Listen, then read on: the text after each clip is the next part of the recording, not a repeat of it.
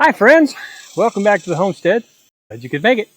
Well, kind of an unexpected working day here at the homestead for me. I was planning on an outing into the city with a friend of mine, but got called on account of work. Not mine, his. So I'm going to work here on the homestead instead. The homestead instead. Ooh, I like that. Anyway, so I cleaned up, you saw in one of the videos that I cleaned up that old air conditioner that we had in the RV. Replaced it with the new one. So I've got it. I'm going to install it in the cat house. It is blazing warm in there. Okay, blazing hot in there most of the time. So we need to make sure that it's a little bit cooler, especially on these super hot days. Is it going to cost us more money to run? Of course. Everything does. But that's okay. So one of the questions we had was where to put it. The shadier side of the building, which is optimally where you would want it, is that side, the fence side. That's pretty much shaded most of the time. That would keep the sun off the unit. But that kind of blows it straight into the front of the cat house and not along the length of it. So I'm going to put it on the, quote, sunny side. Can't put it on this side because we've got too many things going on and in the way. So I'm going to put it on the sunny side, and then we're going to get some sort of shade for it. Something like we installed on this side over here, over the, hello, Manny. Like we installed over the cat door. Well, we installed it, and then we put the cat door under it. Anyway. So I'm going to go ahead. I've got where I need to put it, roughly. I need to measure it out, square it up on the inside, drill the holes to the outside, transfer the drawing to the outside, and cut it out. There's just not enough room to work in there as far as maneuvering saws and that kind of stuff. There's posts and beams and that kind of stuff in the way. So we're going to do it on the outside over here. But anyway, I need to get to this. I'll take you on the inside. I don't know if you're going to be able to see much. It's such a tight, cramped space. But it's better just leaving you out here staring at the outside of the building doing nothing. I mean, you know, twiddling your thumbs. So let's get in there and mark it out, punch the holes, start doing this. Shouldn't take too long.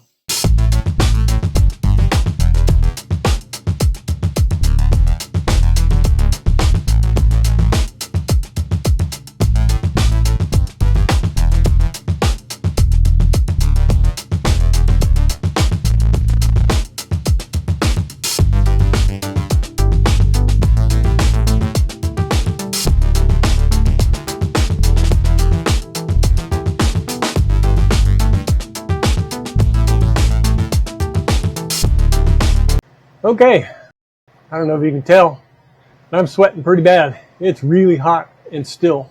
Got a big fan over there shooting this way, which is great if you're over here, but in this little corner, no, not at all.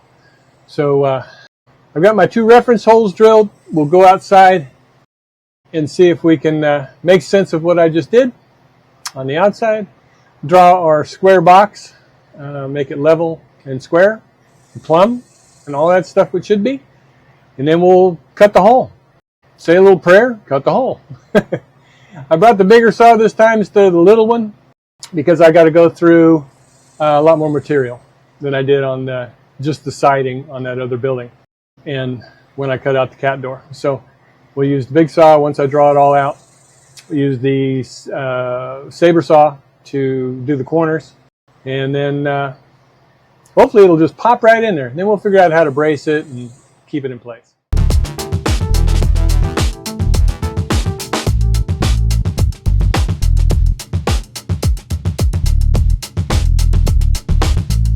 Better make sure there's no kitties inside there. I don't want to freak them out. Okay, no kitty cats.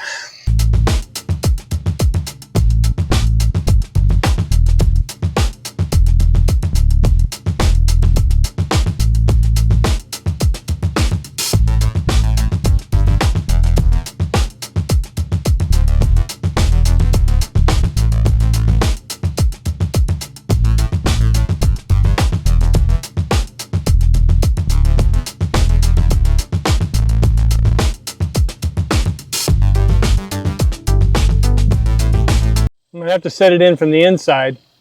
I think I need to take those trim wings off because this is pretty thick right here and they're going to get in the way, maybe.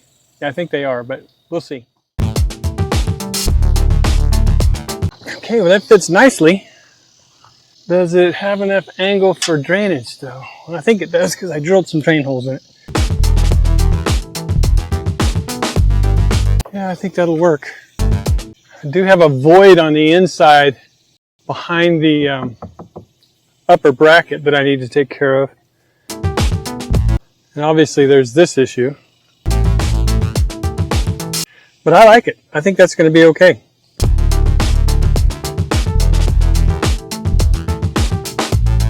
Yeah, I think that's going to work nicely. This might just fit in that void too. If it does, then that's great because I can use it to attach the front to the inside beam so that it's secure. Of course, I have this piece is a little narrower. I just need to cut it off a little bit.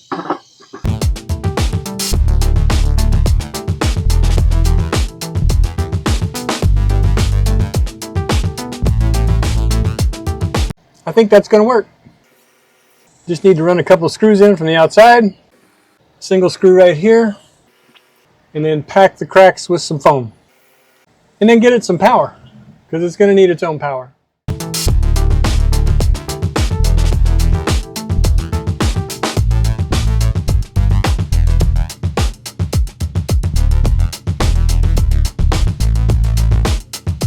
Installed.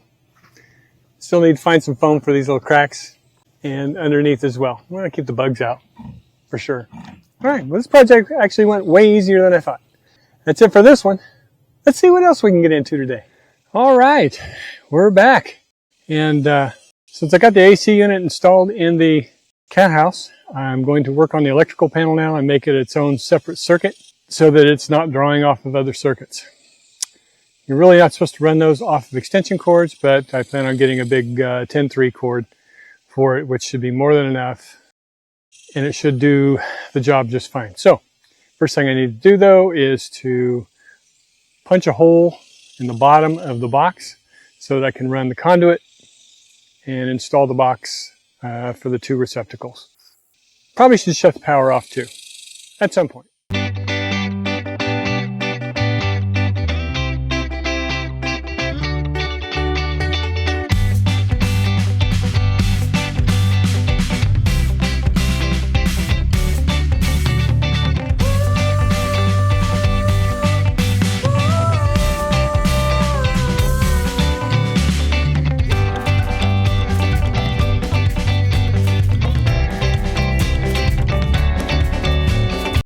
Now, in case you're concerned, I'm not working anywhere near any of the electrical. The electrical is all from here up.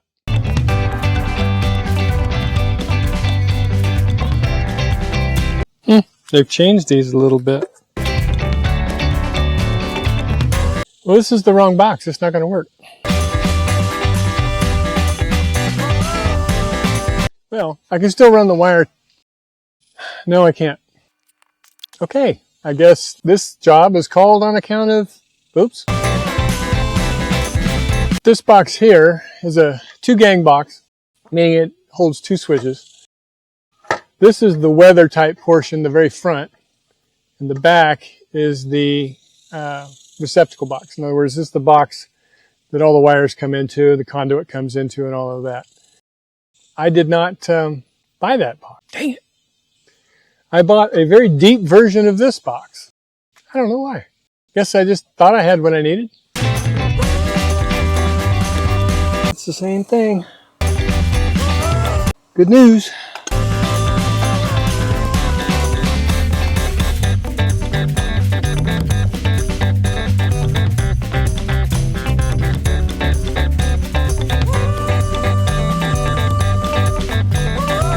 Now I'm going to have to go get some rags and clean this off. It's a mess.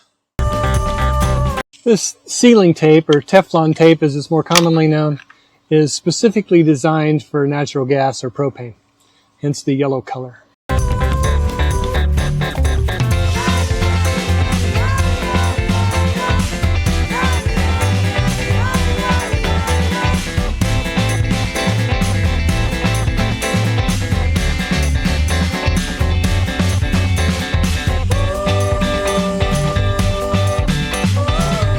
This is soapy water. Okay, no bubbles, no leaks. Now I'm going to go fire up the hot water heater and see if it works. Okay, we're over here on this side of the RV. I've got the microphone hooked to the camera. I'll leave the camera pointing at the hot water heater, and you'll be able to hear what I hear. Hopefully. I can hear it. It's lit off, but doesn't stay running. I don't know. There's a clog in the propane line, or jet's dirty, or solenoid stuck or something because of all the oil in there. That's the thing about older propane systems is the more propane you run through them, the more oil is in the system. You notice my hands got all gross when I took that apart, and that's because of the oil in the system. So I'm going to keep trying it, and we'll see if it goes off. If it doesn't, then I don't know. I'll try something else. Okay. Well, I played with it for a while, turned everything off, then went and turned the main tank, the big tank on the RV. I turned it on, hit the go button, and it fired off, and it's been running ever since. I'm not sure if the auxiliary tank hose, the 100-pounder is sitting beside the RV, if that hose has a restriction in it or what, but I went ahead and opened it up as well. If it's feeding slow, then at least it'll backfeed the main tank. We'll have to see. The main tank is 43 gallons. It's a big tank, big propane tank.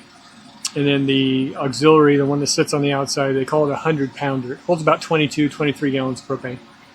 So we'll just let it run for a while and see what happens. Right now, everything's going well. All righty then. We're back on track here. Brenda's over there painting trim. And so I need to make some more trim for the cat house. I'm going to make it out of that 1x5 material, rip it down the center, and then do it that way. See how it works out. First, I got to go get some wood, and we got to start cutting.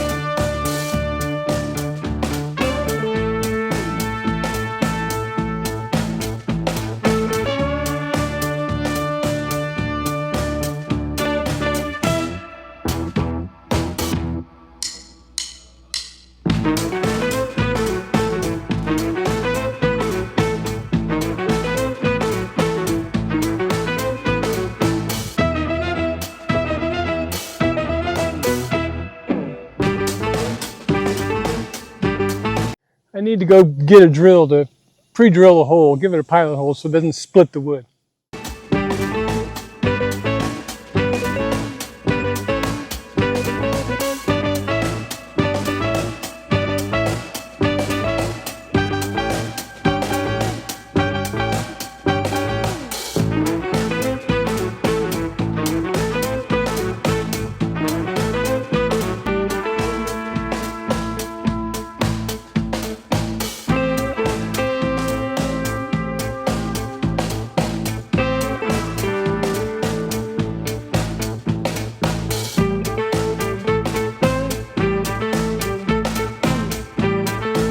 Okay, well, the board I was going to use for the other part of this corner fell apart, literally broke in half.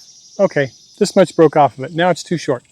So I've got to go get another board, clean it up, rip it down the middle, make another piece.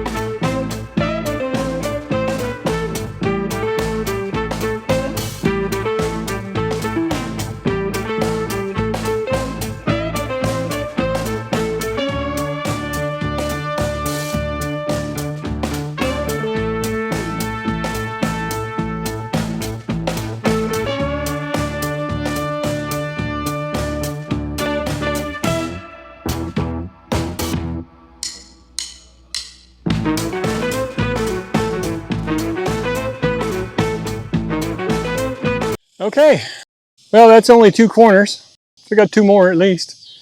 Anyway, it's late. It's 8:30, 8:45, I don't know. But it's time for me to call it a day. Sure appreciate you watching though. We'll see you next time on the homestead. Don't forget to like, subscribe, hit that notification bell, share it with your friends, leave us a comment. God bless you. Bye-bye now.